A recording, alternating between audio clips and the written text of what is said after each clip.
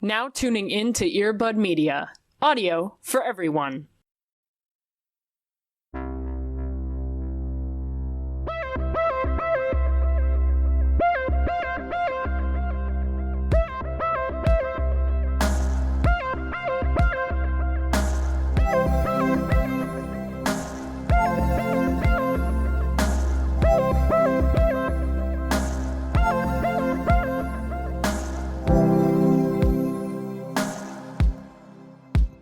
But it is recording. She is flying through, making her way downtown, I guess.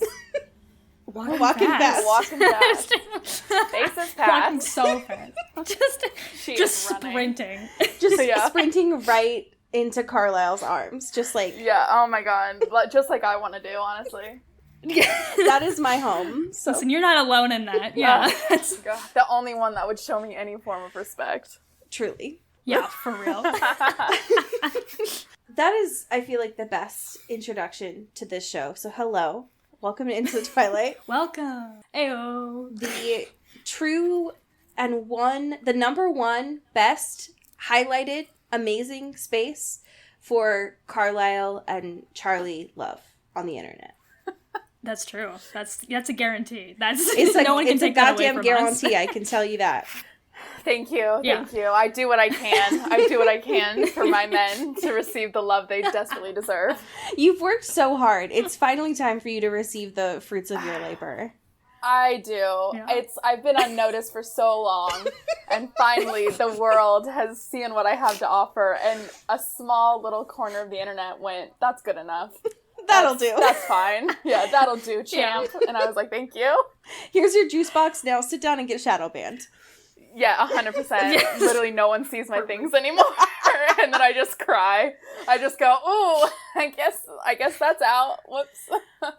Emma, I'm so excited that you are here. If anyone has the audacity to not know who you are, could you explain who you are and what you do? Obviously, of course I can. Hello, everyone. My name is Emma. Let's see. In a nutshell, I am someone who grew up with Twilight. It was so special to me from such a young age that during this time in quarantine, I regressed back to those happy times. And now I make Twilight-related content on TikTok, but mainly for an older audience with the unsung heroes that I didn't appreciate the first time, Carlisle and Charlie. They are top tier now. I used to be ride or die Team Edward. He was my favorite Cullen. He was the only one I cared about. Now I can't say that that's the truth. Now I've changed. I've grown up. I've seen some things. And Edward, he just, hot take, isn't doing it for me anymore. I hate to say it. But yeah, especially after reading Midnight Sun, the man has some serious problems that I don't know if I was just numb to as a child, but man. Amazing. I feel like the Venn diagram of your content on TikTok and our content on TikTok is just a circle. Like, the interests are niche, but they are strong, and they are so strong. Yeah, and I am so thankful. Like, it is like welcoming someone into our home. It's like, you are here. You are supported. I am here. I am here. Did I make a homemade t-shirt to see the movie Eclipse when I was 13 years old? Yes. Me and my friends made it. It had puff paint on it. Neon puff paint, mind you, on a black t-shirt. Okay? It doesn't. Yes. It was destroyed after the first wash. Destroyed. But did we wear it with pride? I think we even had matching bows. That's how deep it went. Okay? And we had different nicknames. I remember I seriously contemplating ending a friendship with this one girl because she was Team Jacob, and in the 5th grade, that is I was I don't care if you're a good person, I don't care if you recycle, if you're Team Jacob, we cannot associate. And honestly, that's still true. That's still true. He honestly has gotten more upon reflection, I'm glad that as a young age, I still picked up that he was a little out there, a little suspicious. Yeah, this is not a Team Jacob space. Thank goodness. So yeah, you are totally. You are here. You are safe here. Oh my god, a safe house. I have so many questions about this puff paint shirt, but I will set them aside momentarily to ask you how you are doing, and if there has been a happy thing recently that has happened to you. Well, I am doing really well. Thank you for asking. My TikTok, I started it when I came back home for quarantine in like May or June, and like relatively under the radar. Like no one really literally cared who I was, didn't care what I posted. Honestly, my content was bad, so like I don't really blame anyone for not watching.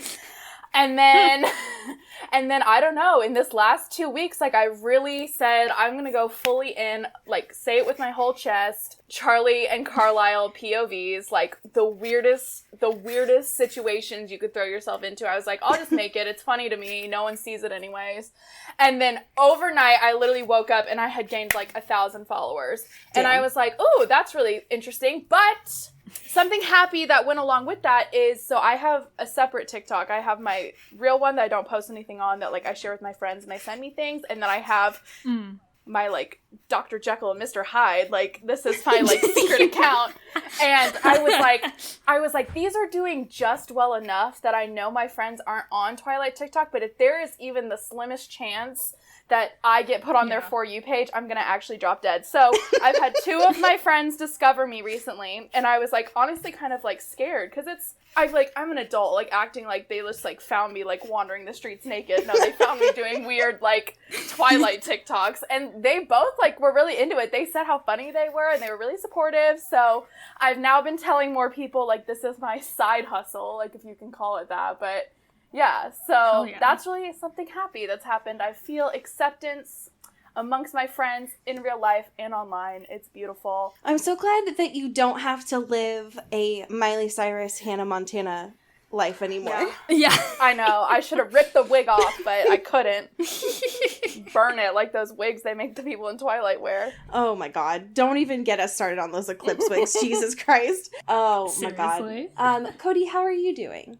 I'm doing pretty good, man. My happy thing this week is that Dev Patel's in a new movie where he is basically owning or like starting the Chippendales like male strip club situation. And my brain, ever since ingesting that information last night, has thought of nothing else except this. God bless.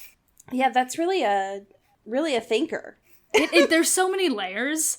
And also the fact that, like, this was supposed to be the year of Dev Patel. He was supposed to have, like, 3 movies out this year, and, like, none of that happened, obviously. That's true. And now I'm just like, my boy. I want my boy to thrive. And I want this. I want it so bad. I can't believe that on his way down, Timothy Chalamet took Dev Patel down, too. Like, Timothy Chalamet was like, I'm not gonna can't win, no one can. Fuck you. It's so disrespectful. I have mixed feelings about Timothy Chalamet or whatever his name is. Timothy, like, clappy I think hands. that's natural. Yeah. He just does the most, and Dev Patel is just out here vibing. Like, he's just chilling, doing his thing, being real cute. Like, that's it. It's great. Mm-hmm. We love it. We do. Sorry, I'm just thinking about Dev Patel. I am honestly always. I'm doing well. I am here, but my mind is elsewhere. I will be honest.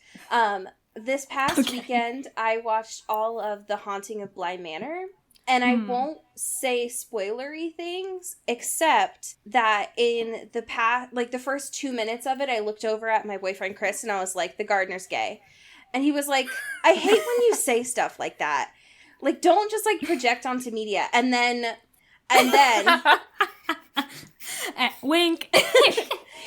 So my radar is true, and it's here, and it's been solidified. So that is a great joy in my life. Yeah, I love that for you. Thank you. I love the strength of your gaydar. Thank you. I love it. Thank you. It's been a true bliss. I'm so excited to see fucking what's her face, Victoria Peretti, just in constant sad eyes mode. No different from you, just like constantly crying. Yeah. All the time. All right, Emma, I have so many questions for you. All right. To know I about have some answers. I have a lot of questions about your Twilight backstory because based on the minor research that I have done about your life, I found out a couple of things that I would like some clarity on to help understand where you started from Twilight to how you are here. And there are about 3 pinpoints that I know exist. I would just like to know where in the trajectory they are. One is that you read the part that Edward prefers brunettes over strawberry blondes. Traumatizing. Yes, traumatizing. I'm actually still not over it, unfortunately. The second is that you wore a Team Edward shirt every Friday in 5th grade. Right. So with that one, so I was really, I'm just really exposing myself here today.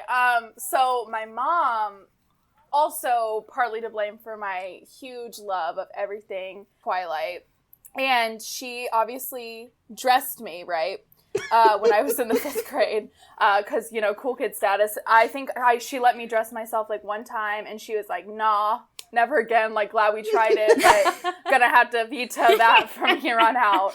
So she would dress me, and she bought me, like, I had a t-shirt, I think, from I went to Hot Topic. That was my first experience in a Hot Topic, was going and buying the Twilight t-shirt.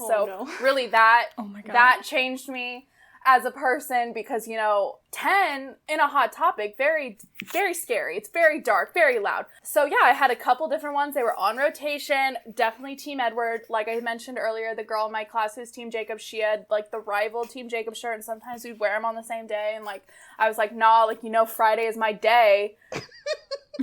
I remember it as every Friday. I'll probably go upstairs and like ask my mom, and she'll be like, Emma, I would never do that to you. But I wore it enough to where it was not, like, someone should have probably come and gotten me. Like, I don't know if it was the government or just, like, my own sense of self-preservation. But, like, neither one happened, and I was just, like, that girl. I had the Twilight keychain on my backpack. Like, I would bring the books to school and read them in my, like, my desk, you know? Like, ooh. I remember I did a book report over, like, New Moon. I thought I was, like, the coolest kid in the class. I was like, ooh, look at my, like, 7th grade reading level.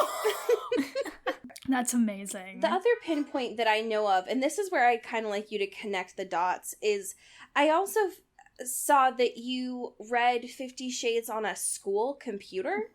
Right. Okay. Let me address this. If anybody went to my high school and is listening to this, faculty, staff, whatever, no, you did not. We don't know each other, unfortunately. That's for legal else. reasons, this is a joke. Yeah, for legal reasons, I am one of the 60 million Emma Carters that exist in the world. So, not me. Funny story. So, like, the movies were coming out and I was in high school. And one girl I knew, she had the physical copy of the first book, the 50 Shades of Grey book. And I remember she would sneak it into high school. I mean, like, we have the internet, you know? Like, if you want to see, like, dirty stuff, like, obviously you have Google, but, like, something about this book just, like, triggered our, like, fight or flight. And we were like, oh, my God, like, reading it under our folders. So... So she brings it. I was like a sophomore. We're like reading it in chemistry class, like in the back row. We're like, oh my God, like talking about like her vagina and stuff. And we're like, oh my God, like he's putting what where, like, oh my God. Sorry, and like, you mean her inner goddess? Sorry. Right, exactly. I forgot the correct terminology. How dare I? The scientific term. Yeah, the scientific term of the inner goddess. Yeah, of course. I also refer to myself as that too. And she also salsa dances for me as well. Oh my God. Salsa dances. And I remember, like, she, like, said something, and it was, like, she drapes herself on, like, this chaise lounge, and I was, like, 14, like, what the hell is that? I literally had to ask my mom, and my mom was like, why do you need to know? And I go, never mind, it's research. So fast forward, and it's my junior year, and my school, you know, somehow, grant from the government, who knows, we get issued school Mac laptops. Instead of using it to learn, like I'm sure was the intended use for them, sure, what I decided to do is I was like, I'm going to read all the books in class. I'm just going to Google free PDF version. Bing, bam, bop. They pull up immediately. Easy to find. So I'm reading it in class one day, and my friend's like, hey, like, what are you reading? I go, this really sick book. You know, like, I know we're going to go see the movie. Like, why don't you just read these books with me? I read them all the time. She's like, okay, send me that link. So I literally, like, I'm peddling, like, drugs in school. Like, I'm sending the link out to everybody. Like, on our school laptops, we have, like, you know how you have, like, iMessenger on Mac? Well, ours was linked to our school email. So you basically could contact anybody that was in, like, my high school, the high schools in our district, because we were all on, like, the same server. So basically, they gifted us, like, huge texting machines that we could watch Netflix on and, like, obviously read softcore porn. Right. Not for its intended purpose. So I just, like, pass it out. Like, I was literally a school drug dealer. And then they come to me and they're like, where's the link for the sequel? I was like, bing, bang, bop, boo-boo. I got you, too. And then before you know it, we had all read the trilogy. We went and saw the movie in the theater. We were like, nah, that's whack. And yeah, I remember it was such a big deal because when I saw the movie, I was 17. So, like, obviously you can see an R-rated movie.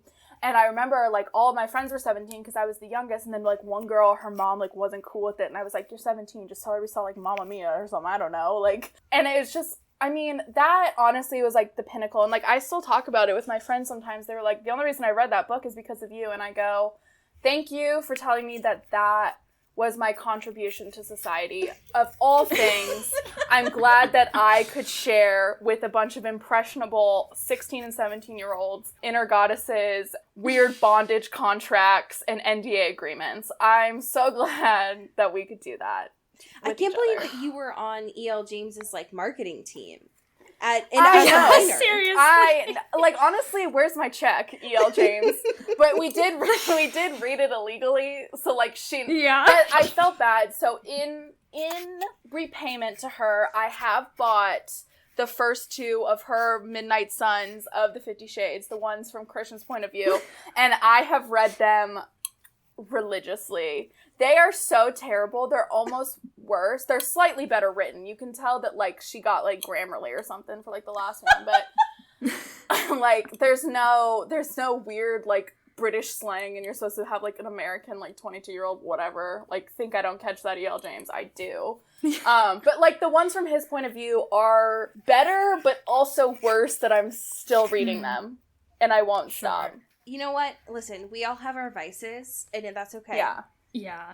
Exactly. There is such a powerful energy to peddling illicit PDF copies of 50 Shades of Grey throughout your school system, attached to your school email. It's like you're spreading a virus around your school. Honestly. Like, if I had, like, a school server like that and I got that in my email, I would, like, throw the laptop away. I would be sure. I'm like, I'm not opening this. This is for sure a virus. I for sure will.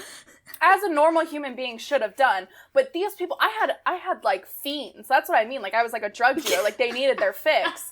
Like, they were like coming to me like, sequel. What's the other sequel? Like, can we read this? Can you track for me, how did you end up as, like, a major Team Edward stan in 5th grade to where you are now? Like, what started? How did things change? Let me set the scene for you.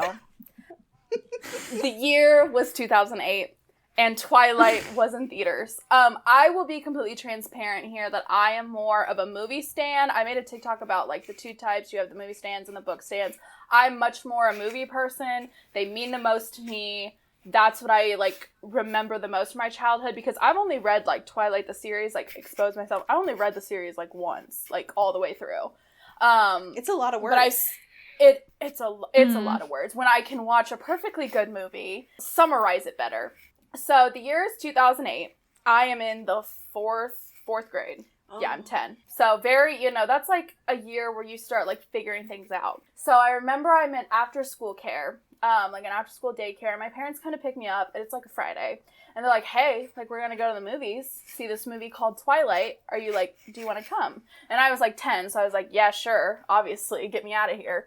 And we went, and this is where I feel like something miraculous happened, because we went, like, this is a stroke of luck that I think really set me on my path for Twilight, because we went and saw this movie because my father, my dear old dad at the time, was watching True Blood, that show on HBO, with the sexy vampires, and he was really into it. Could not tell me the plot of the show today, I'm sure, but he was real into it. Okay. And so he thinks Twilight's gonna be like that. He saw vampires in his mind. He was like, yeah, that's the same energy. So he takes me and my mom. Me and my mom are gonna go see this movie that he presumes to be like True Blood. I'm 10. Like, great family bonding. Right. Okay. So we show up to the theater. It's all normal. Nothing's different. I'm sitting in the theater, sandwiched between my parents, and like the movie starts. And I'm like, yeah, like this is pretty cool. Like eating my popcorn, doing my thing. And then I knew that I would leave the theater changed forever when the iconic cafeteria scene came on and Mr. Robert Pattinson in his bouffant hair, pale skin glory walks in, and the theater around me just erupts in screams and squeals. And it's like, oh, like you would think he actually walked into the movie theater that we were all in. And so we're sitting there, we're watching the movie, and I'm just like transfixed. I'm like, this is the best movie I've ever seen in my entire life. I have never seen anything better. Nothing means the same to me. So obviously we leave the theater. I immediately want to see it again. I think I even looked up how to like illegally watch it online for the first time ever. So like really great lessons I was trying to teach myself.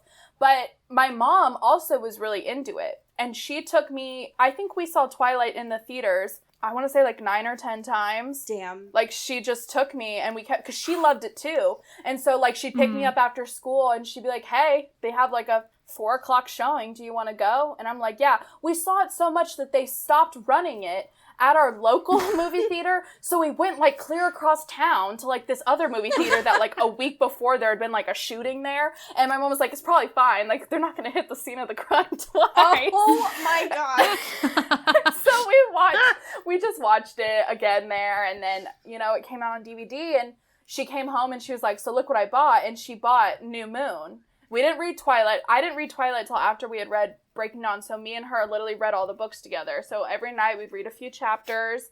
We read New Moon first, and we were so angry because Edward's, like, not in it, and that's who, like, we loved.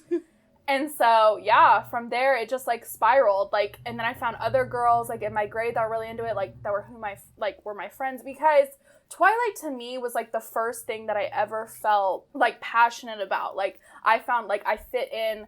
And even now, like, I look and see that it's having, like, a renaissance, like, with TikTok and everything like that. And I look back on that time, and I'm like, that's the first time in my life that I ever was, like, truly passionate about something. Like, I got excited when the movies came out. I read all the books. I made homemade t-shirts with my friends. Like, that was, like, something that I'm so, like, grateful for almost, because I wasn't into Harry Potter. Like, I watched the movies, but I never read the books. I wasn't, like, really into that. I remember I had, like, the movie guide to Twilight. We would, like, collect the magazines, like, all that stuff. And it was just so important to me for so many years. And then when the last movie came, I was older. I think that came out in, like, 2012. Like, I'd grown with it, and then I'd kind of grown out of it. And then by the time the last one came, I just, like, wasn't in it anymore. And so I sort of let that part of me die. But then last year, I remember I was in college, and you know, I was sitting in our living room, and one of the girls, she had a Hulu account, and, like, all the movies were on Hulu. And so, instead of going to class that day, I sat down and watched them all. Thank you, Mom, for that education you provided me. Unfortunately, I didn't go to class that day.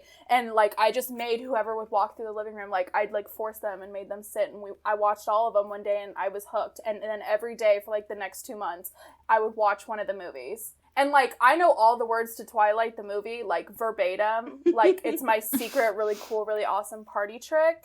I love this independent study on film that you created. Yeah, totally. Yes, this is honestly something I'm, like, super passionate about. And, like, I don't know how I pursue a degree in, like, Twilightology, but, like, if I can, I will. But yeah, so I just, like, forced them to watch it with me. I was like, this means so much to me. Robert Pattinson was, like, the first celebrity I, like, ever envisioned myself, like, marrying. Like, he was, like, the first one that I was like, if he looks past the fact that I'm a small child, we will obviously be together. And I saw some girl and she was like, when you're a 24 or something year difference between the guy you like, and it was Robert Pattinson, I go, how old are you? Oh my God. You weren't there when it first was happening. Why were you not even born yet? I was like, I actually had an existential crisis after viewing that. And I was like, man, like, I'm really old now. Whoops. Like, what can you do? You say that, but when you said that your Twilight experience started in 2004 or 2008 and you were in 4th grade, I was in high school. Like, it makes me feel like the Crypt Keeper. So, no, don't feel like the Crypt Keeper. You know what I can support, though, is Robert being back on the set of Batman. We're here. It's happening. I can't believe that these came out this week.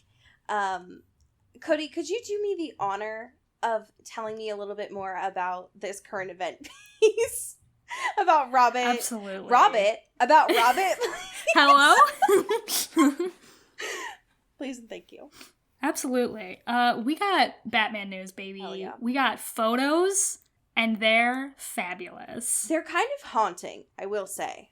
They're cursed, but also delightful. Most cursed of which is our boy Colin Farrell, who, after much protesting from us, will not be hot in this movie. It's so sad. I really wanted him to look like fucking gorgeous because he's 40, like Silver Fox.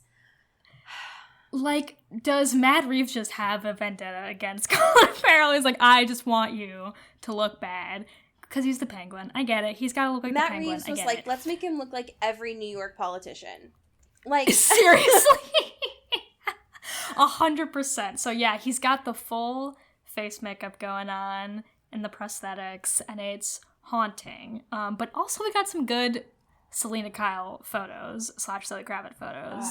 And that is wonderful to me. Zoe Kravitz looks honestly beautiful. Yeah. It's frustrating. We love it. She's got a tiny little hat on. Just the smallest hat. It's like a plate on her head, but it's beautiful. And she's got this very sleek leather coat situation. It's fabulous. It's amazing.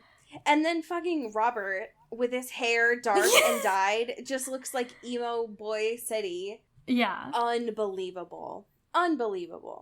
Just constantly grumpy, which honestly, if I was surrounded by like 500 people during a pandemic while I'm working, I would be the same way too. So right, and after having the coronavirus, exactly. Might not be the greatest environment, you know. There are just so many photographers right next to him, and they're all crowded next to each other with cameras, that it looks like this was filmed last year. But no, it's not. Yeah, and I hate it.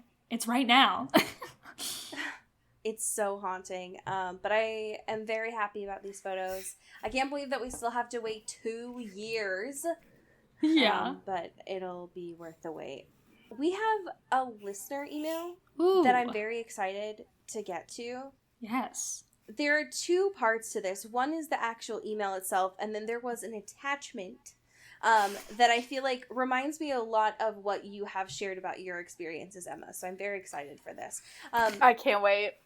So this is an email from Alexa, who said that back in 2009, they wrote this letter to one of their friends, and it was for a school assignment. They didn't actually send the letter, but it was a graded assignment for them in 7th grade. So it's just a little peek into their fandom levels at this time. So the date on this Word document was September 17th, 2009. Where were you? I was not in 7th grade. So I just want you to imagine that as I'm reading this, there are so many punctuation marks. So many. Yeah. But this is to Alexa's friend, Katie. Dear Katie, have you read Twilight yet? If you haven't, you have to. It's the best series ever. I'm in love with it. Well, that's what's new with me, and I could talk for hours on end about that. So, what's new with you? Anyways, they go on and they're like, man, but those books are so good. I just can't keep from talking about them. There are 4 books in this series now, but there will be a 5th one. and goes on just to explain the plot of each one, and it is very pure and makes me very happy. I love this so much because it's like that first sentence is like, all right, that's enough about Twilight. What's going on with you? And then a second later, it's like, anyway, so Twilight is very sick, and let me tell you exactly what happens, and you should read it. It's so beautiful. I love it so much. It's like the exact excitement of any 7th grader. It's like, all right, enough about you. This is my current obsession. Here I just asked how you are, so you could ask me how I am. Right, yeah. And it's very love good. it a lot.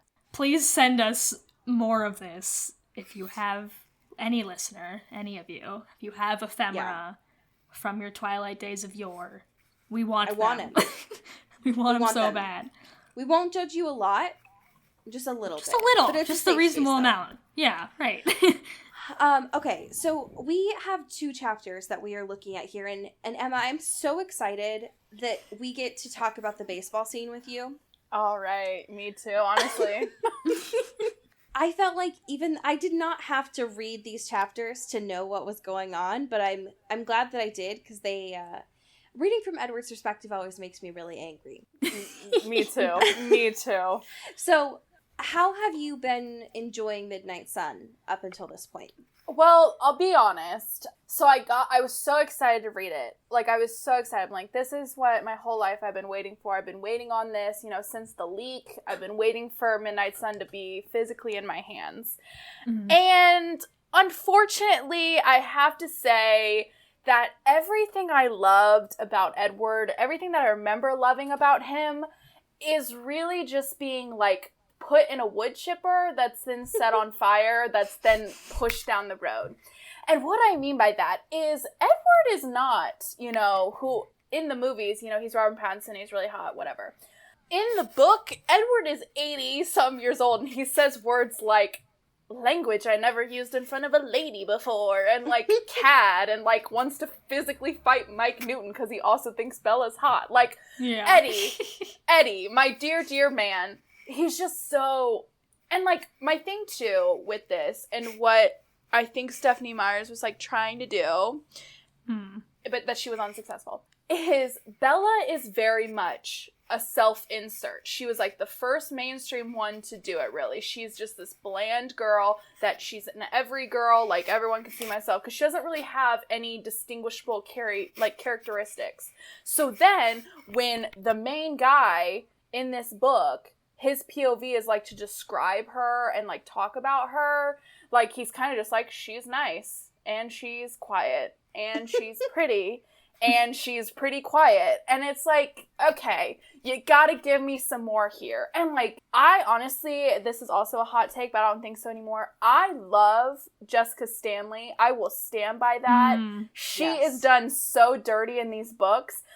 She's the only one who's got her head screwed on straight, okay? It is weird that everyone's in love with Bella. That is weird. If that happened in my school and all the boys were like, oh, this new girl who's from Phoenix, who's pale and quiet, like, we all are like, please take me to the dance. Like, and I was Jessica, and I was like, hey, Mike, like, you want to be my date? And he was like, well, I have to think about it, so, like, spacey, like, Bella can think if she wants to ask me. So, unfortunately, with Midnight Sun, Edward creeps me out now. He gives me bad energy. He's, like, weird, and I didn't realize, like, and I feel like, Stephenie, you, like, could have left this out, how much he truly does spy on her.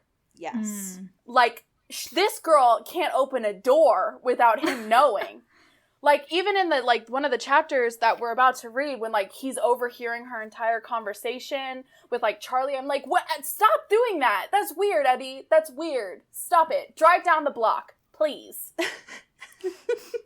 That's all I have to say about that. Yeah, just, like, go to the gas station. Get me some Twizzlers or something. Just, like, fuck off. What are you doing? Yeah.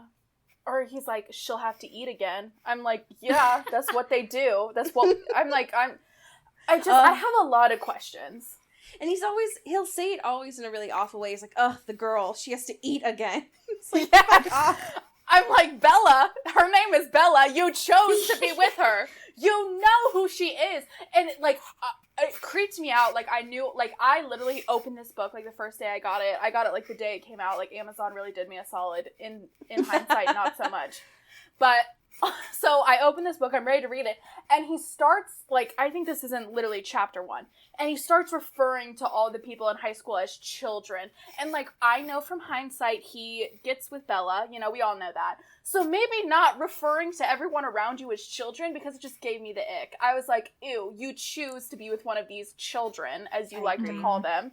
I'm just like, okay, are you 17 or are you 109? We are not making any distinction here, okay? You can't take walks on the porch with your chaperone. It's like 2000 whatever. Dude, like, get with the program, you creepy. No wonder you were alone for so long. No wonder. I'm not shocked. What do you bring to the table?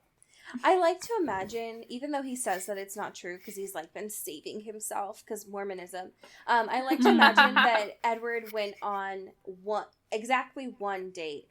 And I imagine that it was around the 80s, because he says that he doesn't like that era. Right. And he went on that date with a woman who was incredibly powerful. She was, as we might call a girl boss. And he did the thing where he, like, pushes up his glasses to her, and he's like, well, actually. And she's like, you know what? Fuck you. I will not do this. And he was like, you know what? Women are awful. I hate them. I can never be around them, and just turned, like, full incel.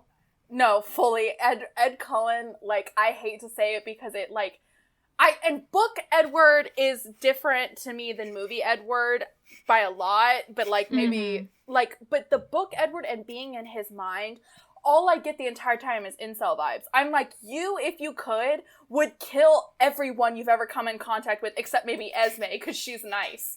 Like, Yeah. I'm not surprised you were alone, dude. He's so off-putting. And then, like, he's like, I used my smile, and, like, women are impervious to my smile. And it's like, you creepy man.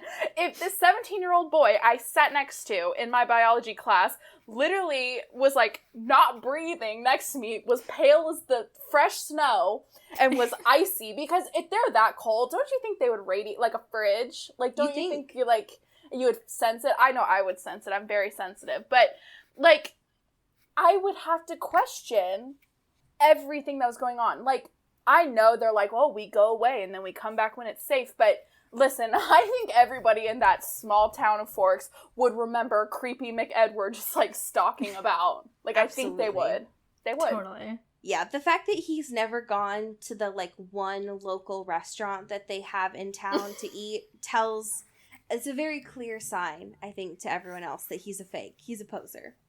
100%. Yeah. There's a lot that is very suspicious about that family. I agree. Like, very suspicious. Not to mention that, like, in this chapter, in chapter 21, before they even go to the baseball game, that he is, like, so willing to, like, punch Billy Black. Yes! Yeah, absolutely. I was reading that and I was, the man's in a wheelchair, Edward. Leave him alone. That is a disabled tribal elder. You are on their land, and you're like, you know what? Fuck it. Fuck this guy. I don't care. I was so shocked reading it. I was like, I knew there was tension, because, like, obviously there's interspecies tension, and I can respect that and understand that. However, elder abuse is not something I can ever condone, unfortunately. Oh my god. Because I feel like Billy Black could get a really good hit in and knock the shit out of Edward. Like, honestly, Totally. if Edward wasn't a vampire, I feel like Billy Black could really just, like, it's a one punch it down kind of thing. Honestly, because, you know, like, vampirism is the only thing that's keeping Eddie at the top of his game, because I'm telling you what, the Spanish influenza that he died from, not funny, but that's what the man died from. I think it would have just, you know, if he hadn't died, I think he just would have been down for the count. He's just described as this tall, like, willowy guy with ginger hair. Like, I don't feel like he knows how to fight. I'm just gonna say it. I don't think he does.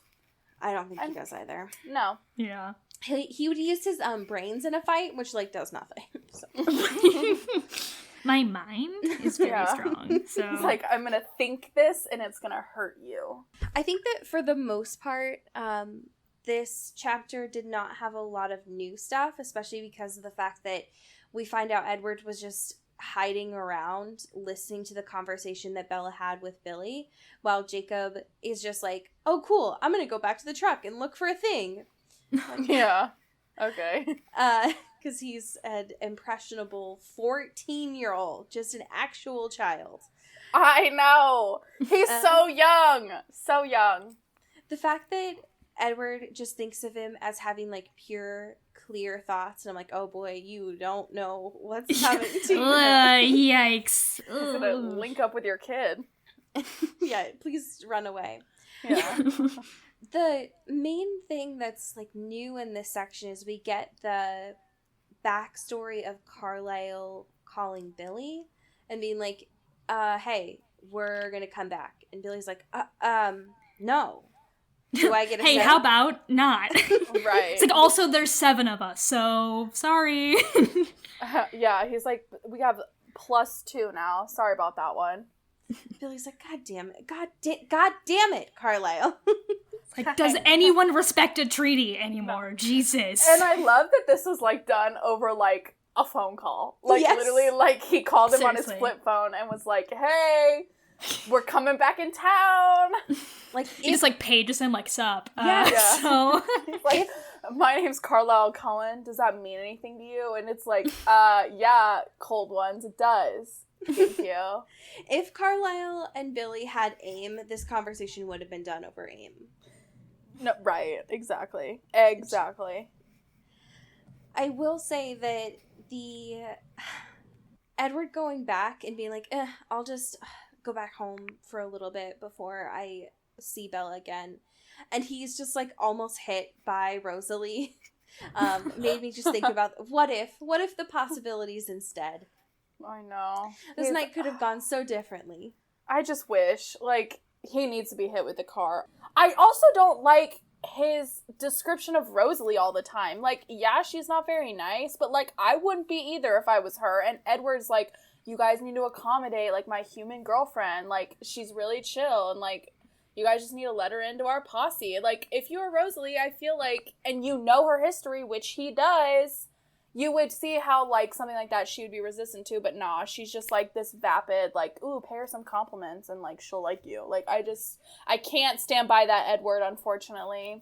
Yeah. No, it is unforgivable. I feel like before it gets even into the baseball scene, it was nice to see Edward at Bella's house with Charlie, mainly just because it's Charlie content and I get excited for any of that. Me too, honestly. He's just in full protective dad mode, just like, you better treat her good. I am pausing my baseball game to talk to you, so you know this is fucking important, Edward. Yeah. So yeah.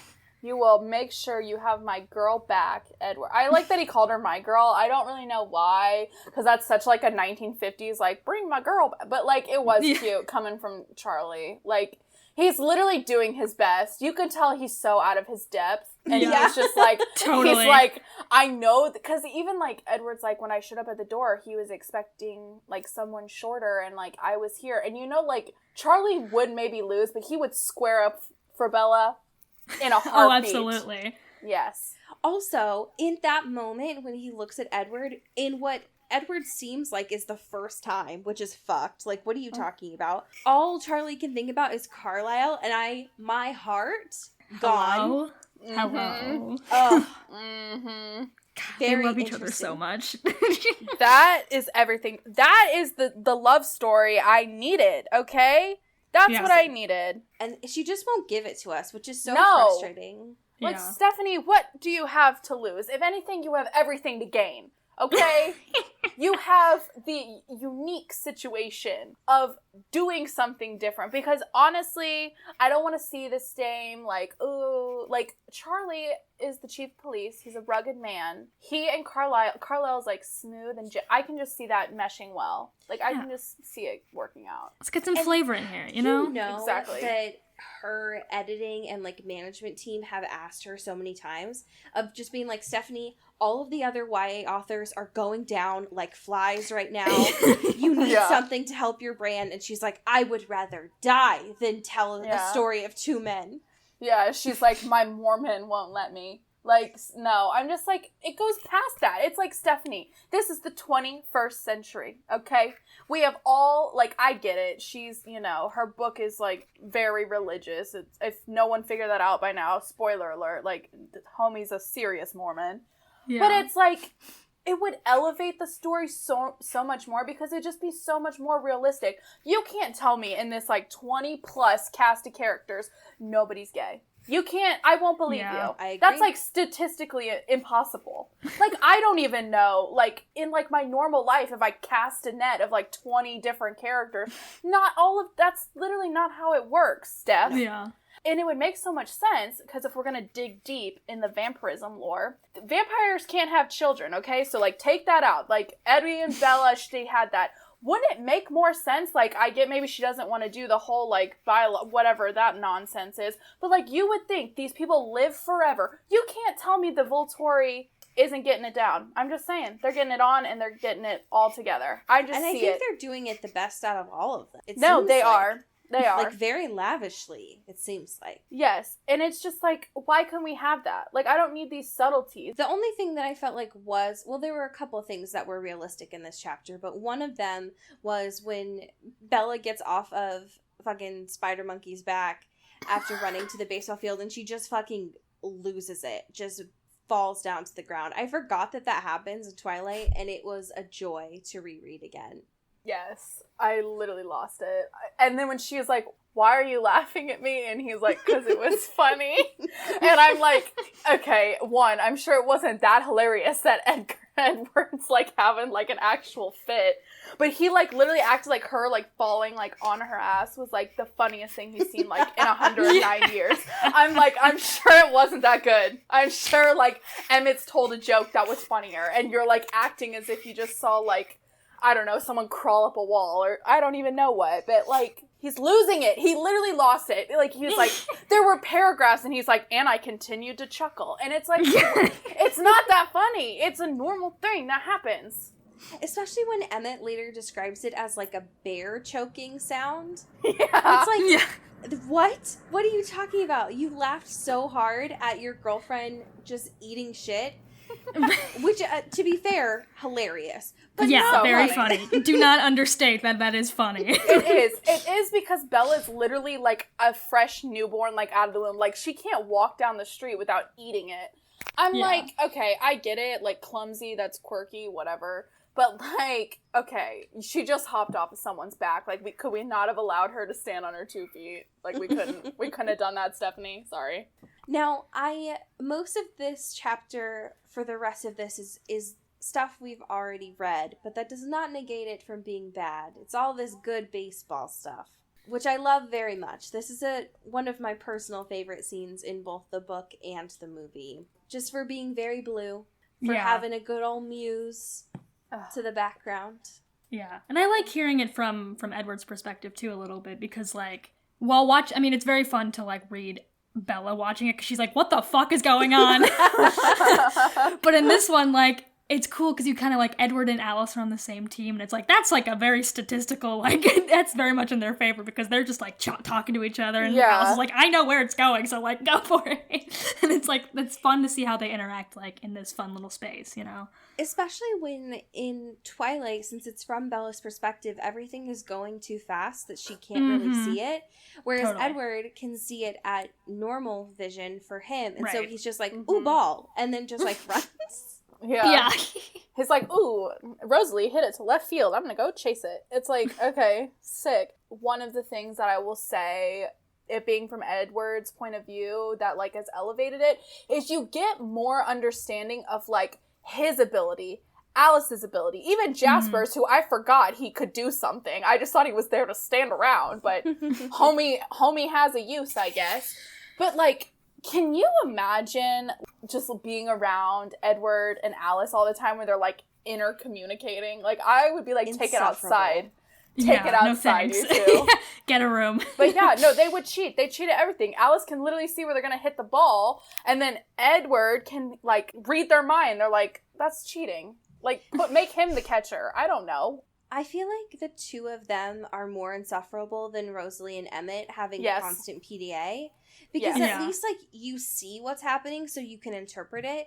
But Alice and Edward aren't even looking at each other when they're communicating non-verbally. And it's like, God damn it. Like, now I'm not part of the joke. Get away from me. Like, y'all are the worst. I know. Well, I wouldn't even mind. Like, Emma and Rosalie, they're described as, like, beautiful people. I wouldn't even mind, like, seeing them make out all the time.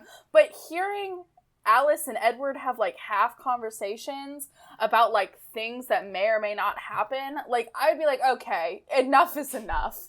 I physically can't take it anymore. And, like, Alice's visions, I just feel like Stephanie Meyer, like, Googled how to describe people who see the future.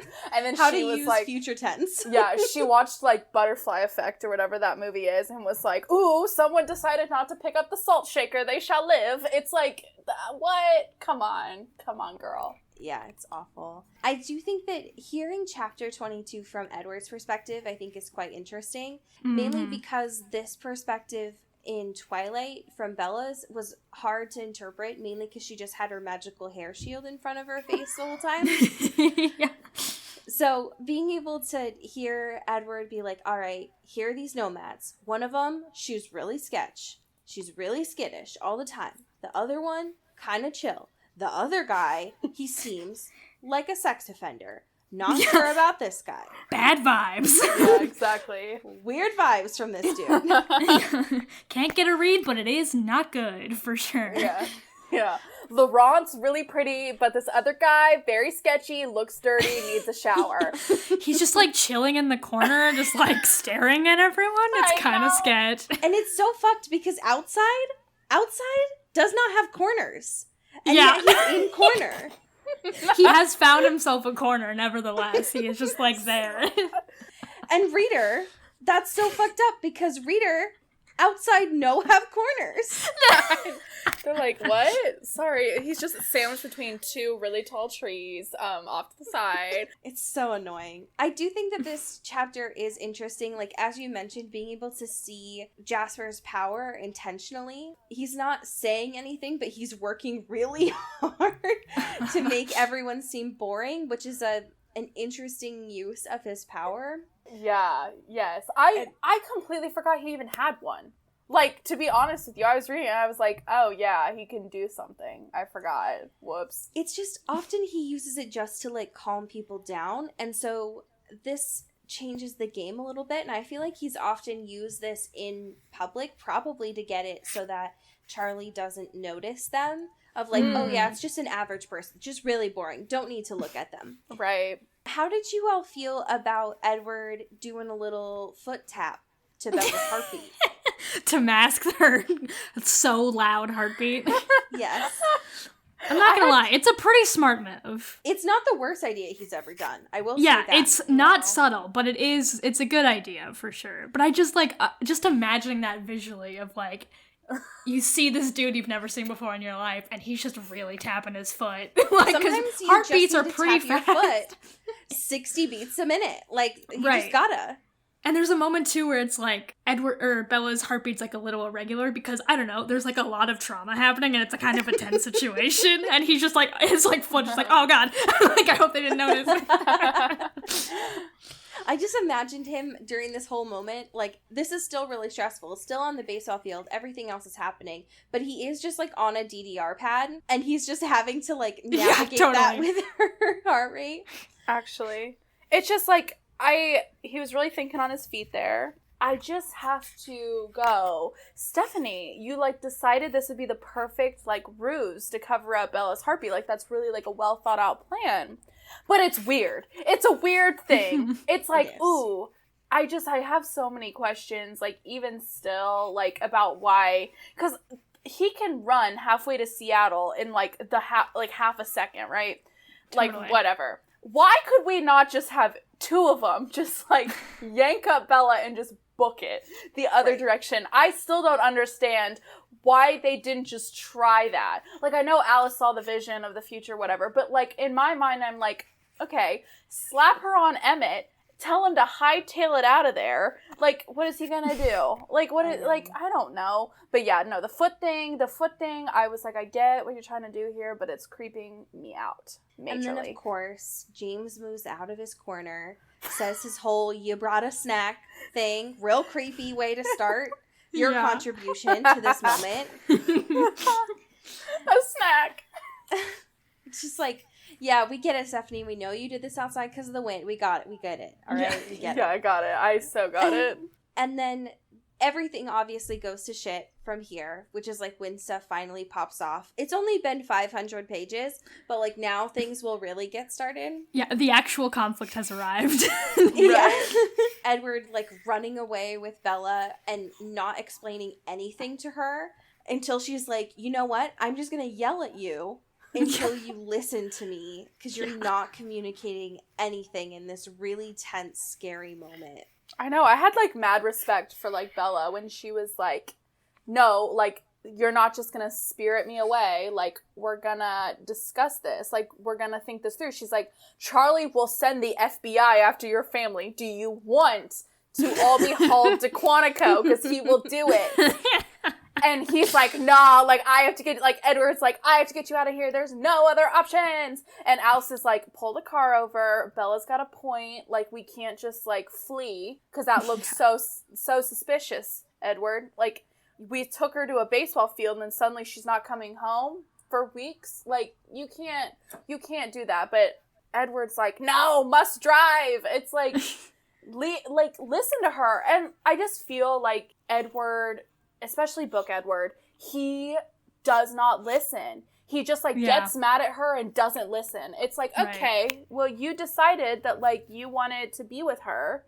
Like, I don't know why you can't listen to her either. Especially when all of society is like, yeah, women are just, like, crazy and hysterical and crises. And yet here Edward is just, like, yelling all the time, just, like, growling. Screaming. And leave it to Bella and Alice to be like, all right, here's the plan. Here's what we're going to do. In the time that you were screaming, I have come up with a very intricate and very well thought out plan. This is what we're going to do.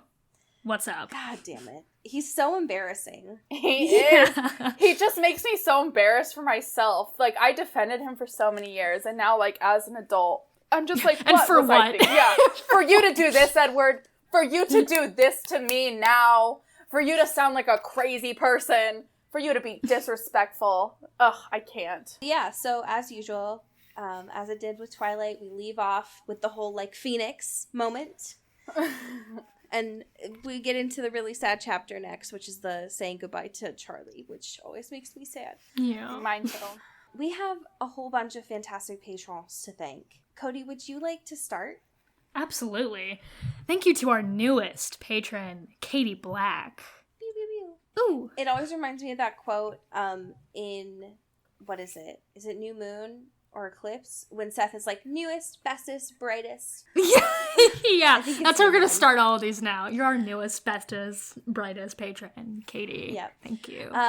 Shout out to Kylie Minty.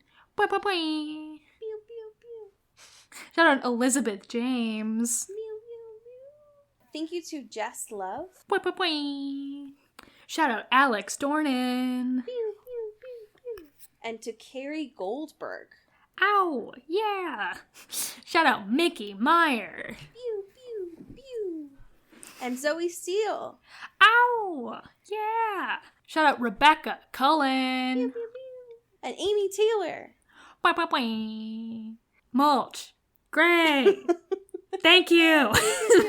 And our unofficial intern, Taylor Brown. Town. Yes. Lautner. Yes. Shout out Kelly Beck. My mom. Pew, pew, pew. Oh. And Aaron Salinger. Boy, boy, boy. And Sophia Salinger. Pew, pew, pew. Way ho. Well. And Donna Kavanaugh. Boy, boy, boy. And Danae Swan. Pew, pew. And last but very not least, Jessica Hale. Thank you. Boy, boy, boy. All right, Emma, I am so excited to know which fanfiction that you brought to the space today. Okay, you guys, I'm gonna share with you something Sorry, are you jostling papers? Do you have this printed out in front of you? Can you imagine? Can you imagine if I printed out the whole thing and I was like, so for a live reading, I will share with you something a little. So this fanfiction I brought today has just the perfect amount of vampire content, but it is not Twilight related. It comes from my second, well, it's not anymore because it turned terrible, but my second favorite vampire obsession, which was The Vampire Diaries. This fanfiction, I have heard of this thing. Yeah. I don't, this comes from the Wayback Machine, when it was still good, because I stopped watching like 5 seasons in. Anyway, this fanfiction comes from the place where all fanfiction started, which is fanfiction.net. This came out in 2013. I don't know what everyone was doing at that time, but this was it. This is my favorite fanfiction of all time. It is so well written. It's won some awards on Tumblr, of course, where all good awards come from. Yep. Absolutely. This fanfic on fanfiction.net is called Timeless by Marvelous Katie. She has a bunch of these. But this little story, it's mature, so everyone read it with some, because it does get a little spicy, so everyone read at your own caution. So basically this story takes place when in season 2 and season 3 when Klaus shows up and they send Caroline back in time to try to kill him before he comes to the future. But of course they fall madly in love and it's really good. It's I think it's, how many words is it? It's 115,000. So, and it's been completed. It was written, in 2013. So she's really good. I will now do a live reading of the opening section. Of the whole 100,000 words. Yes. Buckle up. So we will now be here for 16 hours while I read to you the whole thing out loud. So a little preface. Bonnie does some witchy magic and Caroline just got sent back in time. Okay. Close your eyes, focus your minds. I'm here. Then everything went black, and she woke up here in this forest with the birds singing. But what happened to Bonnie? She was supposed to come with her, and Elena was supposed to stay. That was the plan. She checked her boot, making sure the dagger was still there. She breathed a sigh of relief as she felt the cool metal against her fingers. She stood up and brushed the leaves from her pants and hair, now to figure out where she was and to find Klaus. Also, when she was. A branch snapped behind her, and she whipped around at the sound. Spreading her legs in a fighting stance, her jaw dropped a little when she saw what was behind her. It was Klaus. Well, that was easy, she thought to herself. Well, well, well. What have we here? Klaus said, circling her predatorily. And that... Wow. I mean, it's so good. If this had been on the show, I mean, it probably would have won awards. It's really well written. It's just the right length. I've laughed at this. I've cried. It, explains their lore so much better. So, yeah. I know it's not Twilight, but it's just as good, you guys. Sure, yeah. It's honestly top tier. I've read it, 16 times. It makes you feel everything. Amazing. What a great ad. I love you doing guerrilla advertisements for all of these different pieces of I literature. know. Spreading the word. I know. That's what I do. I just like to put it out there and really sell it. Really drive home why everyone should be viewing it. Absolutely. Just make sure to send them your invoices. Yes. I will be doing that. You guys will be hearing from my legal team soon. Great. Emma, where can folks go to support your work? Okay, so if people want to support me directly and support my weirdly sexual POVs of Charlie and Carlisle, they can obviously go to my TikTok. They can find me there. It's Emma, spelled the normal way, just EMMALO, like Lisa Owen, LO books. On TikTok, that's where you'll find me. That's where I post all the stuff that I think people would want to see. Hell yeah. Amazing. I love it so much. It has been a blast, so thank you for your time. Thank you. And until next week, as we say here in Seattle and the Pacific Northwest, Get bit. and get weeped. Ooh. Woo-hoo. Into the Twilight is an Earbud Media production. Our theme music is by Eli Krause, and our artwork is by Maddie Padilla. Follow the show on Twitter at Into the Twilight and support us on Patreon at patreon.com/intothetwilight. Send us an email or a fanfiction at intothetwilightshow@gmail.com. You can find Allie at Into Wild Places and me at Cody Crow.